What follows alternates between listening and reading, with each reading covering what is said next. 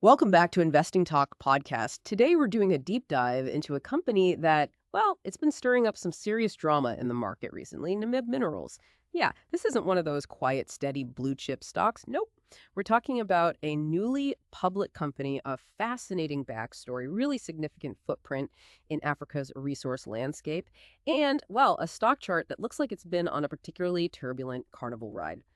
Our mission for you today is to cut through all that noise and really try to understand Namib Minerals. We'll explore their, let's say, bold strategic gamble on gold and green metals, their unconventional journey to the Nasdaq, what their current financials actually reveal, and what's really fueling that intense price volatility we've seen. We'll look at the inherent risks, the compelling opportunities, and what this all means for you, the investor, and for the broader industry. So, if you're looking for a shortcut to understanding this intriguing new player, you're absolutely in the right place. And before we get into it, if you find value in these deep dives, please remember to subscribe, like, comment, and maybe consider buying us a coffee. Your support really helps us keep these detailed explorations coming your way. Okay, let's unpack this company. Who is this new player, Namib Minerals, that's causing such a stir, and what exactly are they trying to achieve? Well, what's truly fascinating about Namib Minerals is their dual strategic focus. It's quite interesting. They're not just involved in the production, development, and exploration of gold, which, is traditionally seen as a safe haven asset. Right. Investors often turn to it during economic uncertainty, expecting it to hold its value. That's the idea. But they're also deeply committed to critical green metals, like copper and cobalt. And this isn't just diversification for the sake of it. It feels like a strategic hedge. These green metals are, well, absolutely essential for the global energy transition, especially with the accelerating demand for electric vehicles. Ah, okay. So it's like a two-pronged approach. You could say that. Gold potentially cushions market downturns, while the green metals offer maybe explosive growth tied to this huge global trend. Sort of a best of both worlds bet, if they can pull it off, of course. And where exactly are they putting this ambitious strategy into action? Where are the boots on the ground? Their primary operational base currently is in Zimbabwe. They already have an operational gold mine there, known as the How Mine, and significant plans to restart two others, Mazoe and Red Wing. Okay, so existing operations plus restarting others. Correct. And beyond that, they also hold exploration permits in the Democratic Republic of Congo, specifically targeting future copper and cobalt resources. So yes, leveraging established operations while simultaneously looking to expand into new high-growth resource areas. It sounds incredibly intentional, doesn't it? Aiming for that stability with gold and then the ambitious growth with the green metals. But, with a newly public company, especially one operating in regions that can be, let's say, politically sensitive, Right. how much of that strategy is still theoretical? And what are the ground level execution risks that could, derail it? That's an excellent point, and definitely something to keep in mind. While the strategy looks sound on paper, executing it in these regions comes with inherent challenges. We can definitely delve deeper into those risks later, but for now, the key is understanding this foundational play they're making. Okay. Well, speaking of foundations, their path to the public markets wasn't typical, was it? They didn't go public in the traditional IPO way. Can you walk us through that unusual debut? Indeed. Namib Minerals made their Nasdaq debut on June 6, 2025. They did this by completing a business combination with Hennessy Capital Investment Corp., SIX, which was a U.S.-based SPAC. A special purpose acquisition company. Right, that's right. And for listeners, a SPAC is essentially a shell company formed to raise capital through an IPO with the sole purpose of acquiring an existing private company, thus taking it public without that traditional, often lengthy IPO process. And this wasn't just any SPAC deal either. It was a pretty significant milestone. It marked the largest African mining company to go public via a SPAC merger to date. The deal itself implied a pro forma, meaning a projected post-merger enterprise value of about $609 million. Wow, $609 million. That sets a high expectation, especially for a company maybe without current revenue yet. That's a key point. It does set a high bar. Okay, so quite a splash. But the stock performance since then has been anything but calm. SPACs, as we know, can be volatile. Was this just typical post-SPAC jitters or maybe something more unique to Namib's situation? Precisely. After its debut, Namib experienced significant volatility almost immediately. Just days after listing, on June 9th, the stock saw a sharp decline, over 16% in pre-market trading. Pre-market, okay. That's that period before the official open where big moves can happen. Correct. And that drop signaled early market uncertainty, for sure. And then just this past week, we saw something truly dramatic, a huge move. What happened on July 2nd? On July 2nd, Namib's stock price soared. I mean, it jumped by over 100% in pre-market trading. Over 100%. Over 100%. This dramatic surge was attributed to something vaguely termed corporate actions that occurred post-SPAC merger. This kind of sudden, sharp movement often positions the stock among the most active on the Nasdaq for the day. A huge jump on July 2nd after that initial drop in June. So while maybe typical for SPACs, MIB's 100% surge really highlights the extreme speculative premium the market seems to be placing on future potential, doesn't it? It signals less a company trading on fundamentals, perhaps, and more one driven by narrative and momentum, which is a key insight for any potential investor, I think. You've hit on a critical point there. This kind of volatility, both the sharp decline and the sudden surge, is actually quite typical for companies that have recently gone public via a SPAC. It reflects market participants digesting structural changes, new institutional investors entering or exiting, sometimes profit-taking, or just uncertainty about, well, execution risks. The social media chatter around that 100% jump really highlights the speculation. And I bet, what were people saying? Some users wondering about takeover rumors, maybe major contract wins. But, caution is always advised to verify those kinds of rumors through official filings, not just chat forums. Absolutely. Okay, so we've seen the market's dramatic reaction, but what's underpinning all this volatility? Let's try and peel back the layers and look at Namib Minerals' actual financial health, even though, as you said, it's still very early days.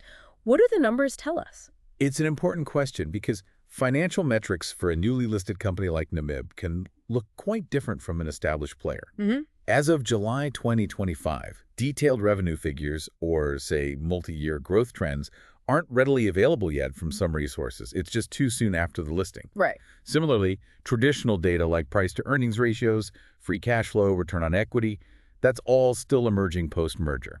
So very early for comprehensive public financial data. Do we have any specific figures, though? Anything to give us a glimpse into their early stage reality? We do have some key figures from December 31st, 2024, which give us a snapshot. It's a bit dated now, but revealing. As of then, Namib Minerals reported zero revenue for the trailing 12 months. Zero revenue. Okay. They posted a net income of negative $20.75 million and an earnings per share of negative $0.36. Their debt-to-equity ratio was also negative at negative 43%, indicating a negative equity position.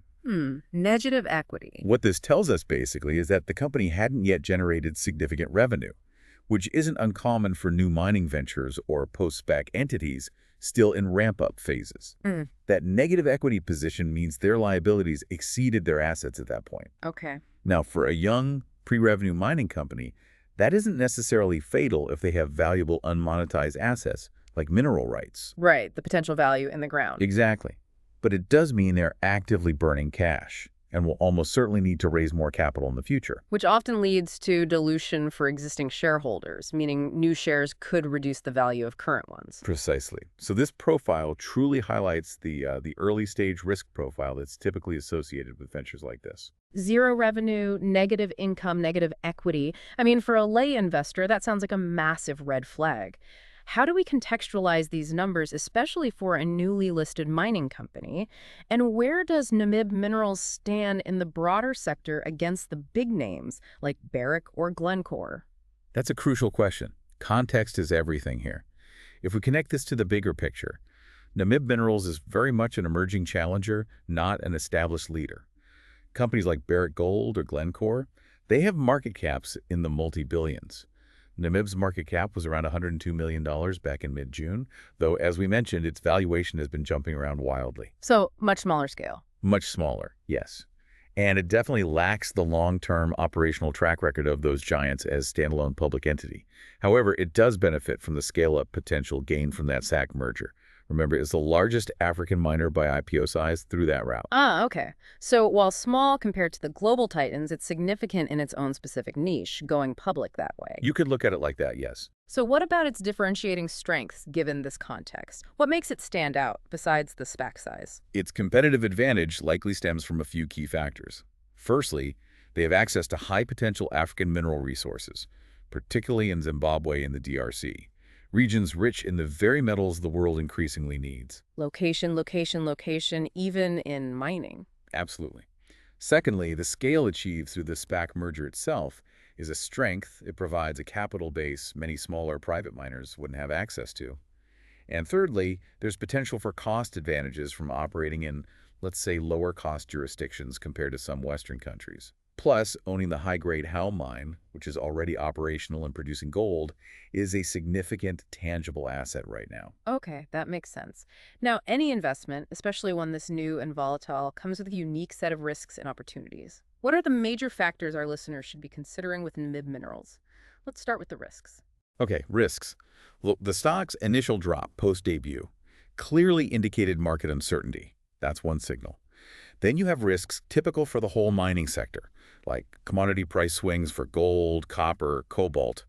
These prices can be highly unpredictable and directly impact profitability. Very volatile commodities themselves. Very. And then there are significant regulatory and political risks inherent to operating across multiple African jurisdictions. These can pop up as sudden changes in mining laws, maybe nationalization threats, or just unexpected permit delays, all of which can severely impact operations. Yeah, those geopolitical factors can be huge. They really can. From a financial perspective, as we discussed, that zero revenue figure as of their last financials, plus the negative earnings and negative equity, points squarely to an early-stage risk profile. There's also considerable execution risk around restarting those dormant mines, Mazoe and Red Wing. These aren't simple flip-a-switch operations. They require capital, expertise, and time. And of course, there's that potential for continued dilution if more capital raises are needed before significant cash flow generation kicks in. Okay, a fair few risks to consider there.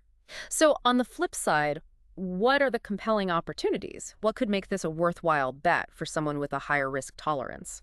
The opportunities are really tied directly to their strategic positioning in that underlying global demand picture.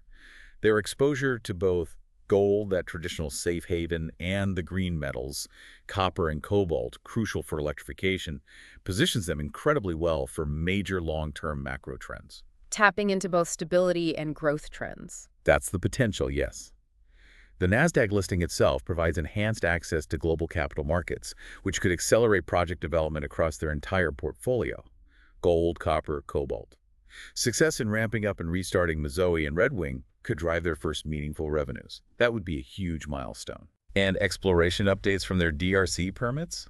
Well, that could unlock substantial value if significant high-grade resources are confirmed. That's where the really big potential upside might lie. So how are analysts and investors generally viewing Namib Minerals right now, considering all this volatility and the early stage nature? What's the overall market sentiment? Is it leaning one way or the other? Well, analyst commentary around the debut was generally positive about the long-term prospects, but often came with, caveats. For instance, Andrew Ross Sorkin suggested investors should view Namib as a multi-year play with a compelling entry point because of its low-cost assets and diversified growth potential. A multi-year view. Okay, not a quick flip. Not according to that view, no. Yeah. However, immediate sentiment did turn cautious after that sharp price drop post-listing, which, again, is pretty common for SPAC mergers. People get nervous. Social media chatter shows interest from retail investors who track African resource plays, but it also clearly notes concerns about that lack of near-term revenues. So a mix of caution and maybe some speculative excitement. That's a good way to put it. A blend of cautious optimism and speculation. So if someone is listening to this, trying to wrap their head around it, what's the core insight here? What's the bottom line for someone considering Namib Minerals?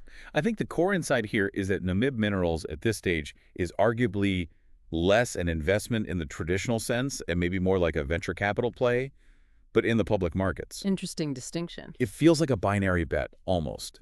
Enormous upside if they hit critical operational milestones, ramp up production from their existing and restarted mines, and really unlock that DRC potential. But there's also significant downside risk if they stumble, face major political hurdles, or fail to secure further funding on reasonable terms. So not for the faint of heart. Definitely not. Based on the currently available data, a summary recommendation might point towards a hold with speculative upside. Namib Minerals offers exposure to attractive themes, no doubt African gold, critical minerals. However, it remains very early stage, has no current revenue stream, and has shown that significant share price volatility. Investors should probably monitor operational milestones very closely, things like restarting mines, drilling results before considering aggressive accumulation. Makes sense. Watch for proof points. Exactly. Those seeking immediate cash flows or lower risk might prefer more established peers until Namib demonstrates consistent output ramp-up and a clearer path to profitability. It really demands a high-risk, high-reward mindset. What turbulent yet fascinating journey for Namib Minerals so far. From that unconventional SPAC merger to those massive pre-market swings, it's clear this company is one to watch, for better or for worse. It really highlights how dynamic and frankly speculative the early stages of a public company can be, especially one in the resource sector. For listeners like you who are always looking to understand the forces shaping our markets, this deep dive really shows how important it is to look beyond the headlines. You have to understand the foundational business, the broader market context, and, crucially, the inherent risks and opportunities involved. So, thinking bigger picture now, what does this all mean for the future of green metal mining in Africa? This company sits right at the intersection of critical global demand and a continent incredibly rich in untapped resources, but also, as we discussed, rife with unique operational challenges. How will companies like Namib Minerals ultimately shape the supply chains of the future given all these complexities? Something to really think about, isn't it? Well, thank you for joining us for this deep dive into Namib Minerals. We hope you feel much more informed and ready to think critically about this intriguing, if volatile, new player in the market. And remember, if you found value in this deep dive, please do subscribe, like, comment, and maybe consider buying us that coffee. Your support helps us keep these detailed explorations coming your way. Till next time, keep learning and keep digging for those insights.